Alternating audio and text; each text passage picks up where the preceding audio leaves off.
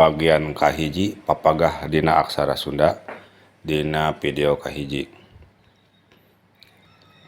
Jembaran harti dina aksara Sunda ieu selarsna mangrupa makna kiasan, mangrupi panambih. Teu aya kitab-kitab dasarna mung jembaran we ti nu nurani ti pelajaran ti aki ti nini petuah-petuahna nyangkut oge tina aksara Sunda kumpul-kumpulkeun digempalkeun sapalih kukula dijembarkeun deui. Saya aya sami oge aya aksara Jawa mirip-mirip memang. Na penjelasan aksara Sunda ieu mah acan aya keterangan ti para karuhun kaula nu mana we ge ngeunaan sanggutanna sareng Aji Saka. Mung disebat bae aksara Sunda ieu asalna ti kabinangkitan para bujangga anu bisa nuliskeun kelawan harti anu munal.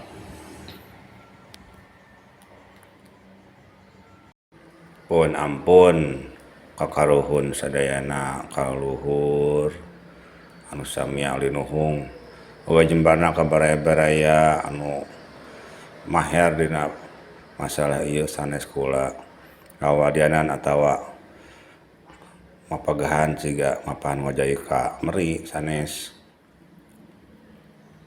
Ieu mah manawi aya manfaatna kangge generasi muda anu arenggal anu kirang kasentuh ku nasihat-nasihat yakinina.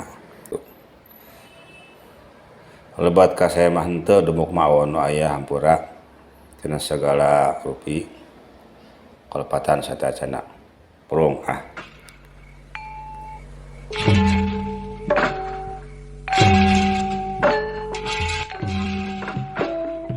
Kawitan aya aksara Sunda nyaeta 18 aksara atawa 18 suara.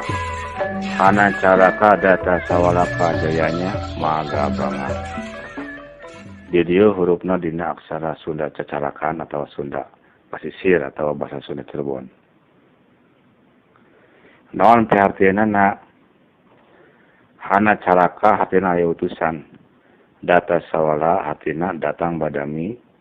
Pajayanya hatina ngagem kana kajayaan masing-masing. Maga banga hartina sapuk tur ngagabung. Selokaning pepatah 18 huruf ieu geus aya dina masing-masing badan jalma. Tos dikesakeun ku rumah kawasa.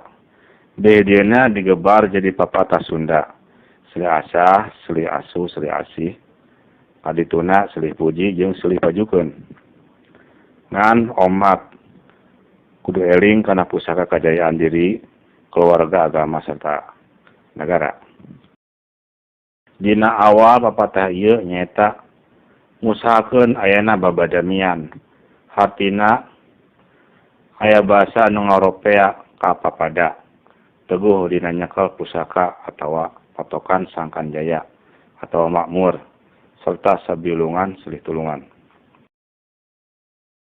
Kumarga para bujangga ngemut kana sifat 20 anu pasti wajib di Gusti Nu Maha Suci. Janten aksara 18 ieu dijangkepkeun janten 20 aksara. Masing-masing sapadana aya 5 suara. Ayeuna jadi kos kieu. Hana caraka data soala pada jaya maga batanga. Suara da jeung ta dibalenan. Artina kieu, aya utusan datang badami di bumi ieu kajayaanana dugi ka ti nu meuning pati.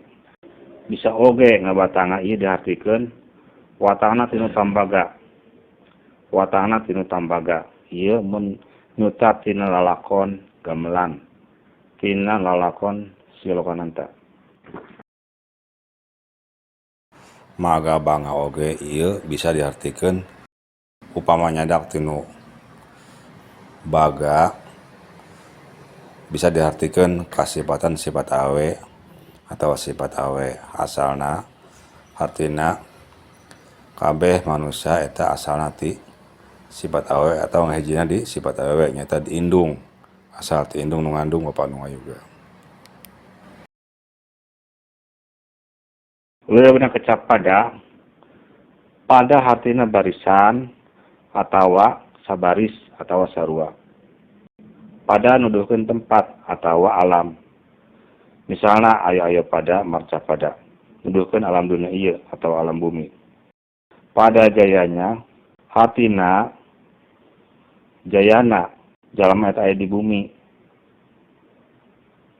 Liyu sareng firman Allah Ta'ala ini jailun fil ardi khalifah. Nyatana manusia atau anak putu Adam.